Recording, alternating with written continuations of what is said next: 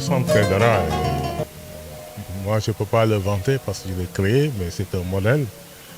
J'y ai réfléchi beaucoup avec l'équipe avec qui je travaille sur le modèle de centre de transition agroécologique digne de ce nom qui peut être répliqué au niveau des villages et au niveau des autres communes. Donc il fallait dans un premier temps restaurer les équilibres écosystémiques avec la plantation d'arbres fertilitaires, des arbres protectrices, voilà, de la biodiversité et ensuite développer un système agroécologique durable, performante et maîtrisable. Nous l'avons fait sur plusieurs années, donc on est là depuis 21 juin 2003 et ça nous avons réussi dans un sol sablonneux vraiment complètement érodé, pauvre en matière organique, avec la capacité de rétention en eau qui est très très faible.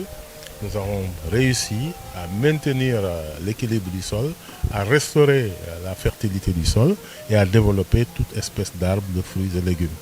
Et donc la promotion d'une agriculture multi-étagée où tu peux récolter sur plusieurs stades jusqu'au sommet et sur une longue durée permet de régler définitivement la question de l'autosuffisance alimentaire. Enfin, c'est la fin de la troisième promotion. Nous avons eu à signer un contrat de partenariat avec AgriJeunes. Ça depuis 2 ans, 3 ans. Et une formation de 300 jeunes en agroécologie.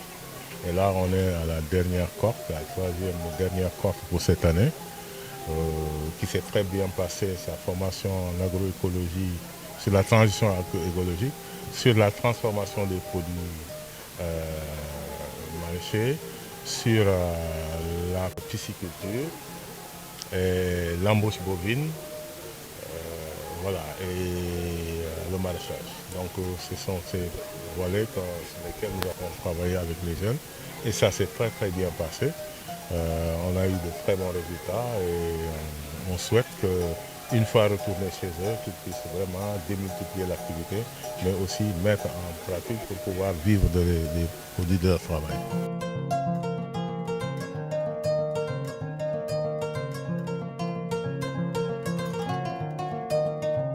AgriJeunes est un projet qui travaille exclusivement avec les jeunes bureaux, avec comme objectif de pouvoir les appeler à devenir des entrepreneurs agricoles.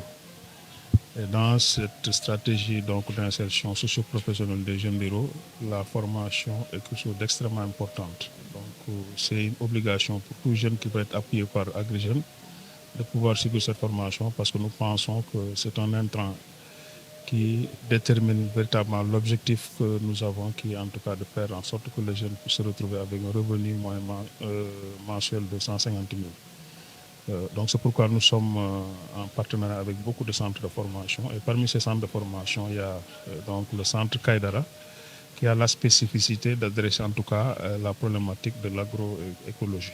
Aujourd'hui, avec les changements climatiques, je crois que l'agroécologie peut être une option pour permettre à beaucoup de jeunes de pouvoir s'insérer durablement et de façon rentable dans ce créneau. En fait, le jeune est ciblé et c'est à lui de dire exactement ce qu'il veut faire.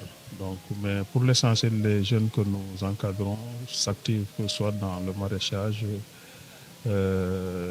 disons la transformation des produits locaux, les céréales, fruits et légumes, mais également tout ce qui est embauche et la pisciculture même, parce qu'ici au centre, il y a des jeunes qui ont pu être formés dans ce métier de pisciculture. La particularité de AgriJeunes, c'est que tout jeune formé bénéficie d'un financement et c'est une subvention non remboursable, donc qui tourne autour de en moins de 650 000. Il y en a qui bénéficient jusqu'à 750 000, mais la moyenne c'est 650 000. Le projet a pu quand même insérer un peu plus de 12 000 jeunes.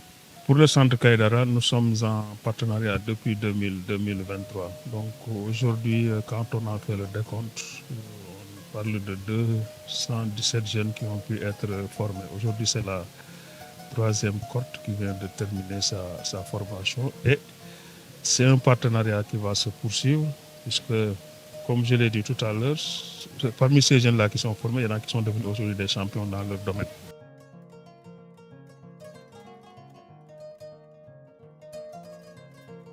Je suis un jeune entrepreneur dans divers domaines, notamment dans l'embauche, l'élevage, mais aussi j'ai fait de la transformation et un peu de la pisciculture.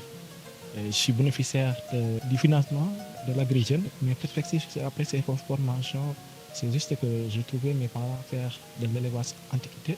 Ben, je me suis dit pourquoi pas le développer, le moderniser pour pouvoir même pas créer des boucheries et aussi faire des restaurants sur ce domaine. Et, ben, je pense que je suis assez outillé de par mes connaissances de cette formation.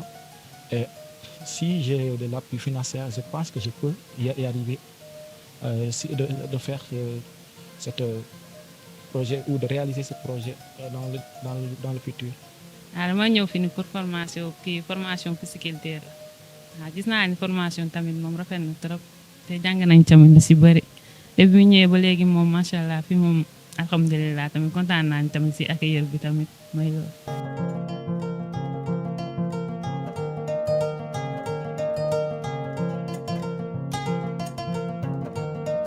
Pour cette formation, nous avons formé les jeunes pour que les jeunes soient assez outillés pour pouvoir entreprendre, pour pouvoir donc mener des activités génératrices de revenus.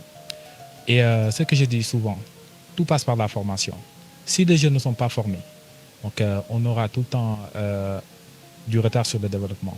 Et si les jeunes sont bien formés, avec un système éducatif performant qui assure une ressource humaine de bonne qualité, je pense que le Sénégal, d'ici 2030, aura un pas en avant ou un bond en avant sur le développement et surtout dans le monde rural. Parce que si le monde rural n'est pas en mesure de produire ou de se développer, les villes auront du mal et donc à se développer.